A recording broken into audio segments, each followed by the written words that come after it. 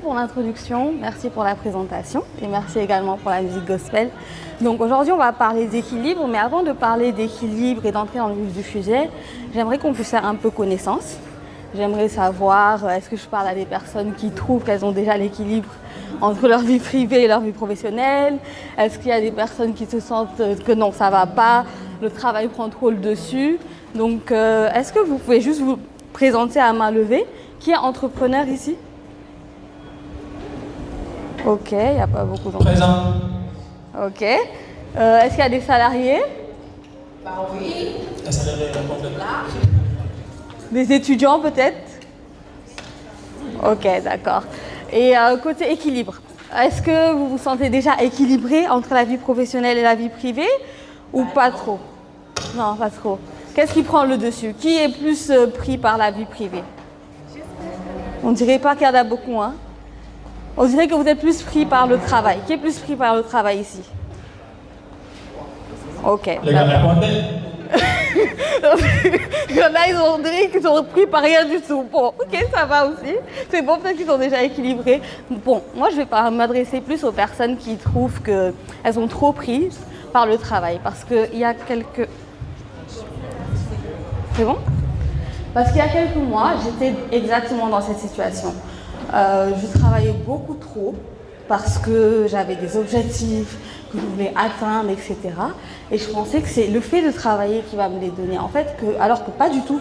Parce que si on travaille trop, ben, tout simplement, on n'a pas d'équilibre. Et sans équilibre, rien ne peut être fondé.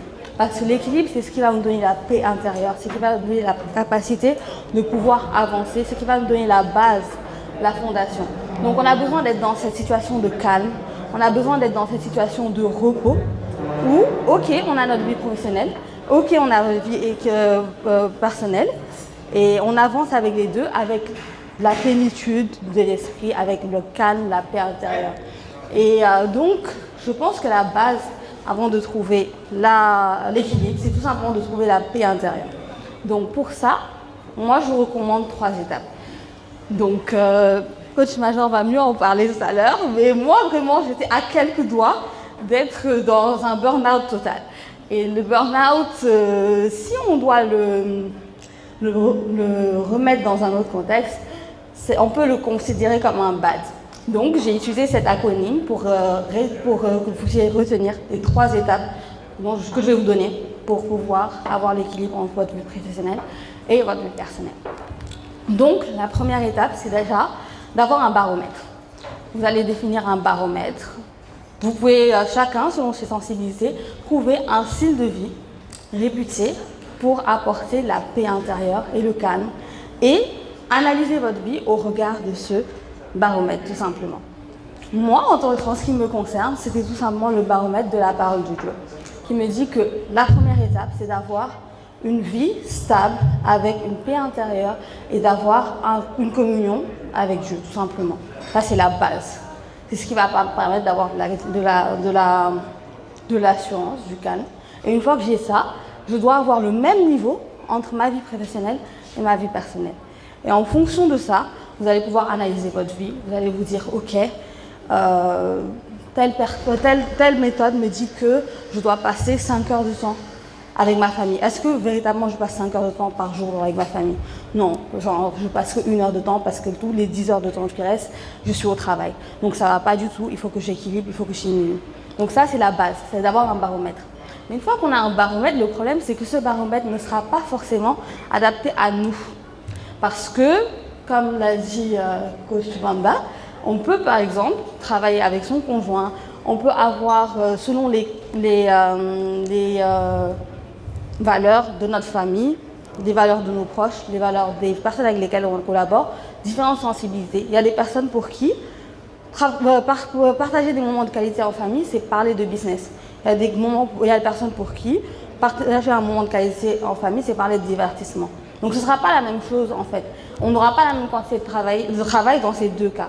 Donc là, il faut commencer à s'accorder. Il faut aller communiquer avec chacune des personnes avec lesquelles on collabore et aller vers ces personnes, leur demander comment elles voient notre vie professionnelle. Si c'est les personnes avec lesquelles on travaille professionnellement. Si c'est les personnes avec lesquelles on travaille, les personnes de notre famille, comment elles voient les sollicitations professionnelles. Équilibré. Demandez au bureau, ok, est-ce que vous avez vraiment besoin autant de moi? Genre, est-ce que je ne suis pas trop présente de manière inutile finalement, plus que la nécessaire?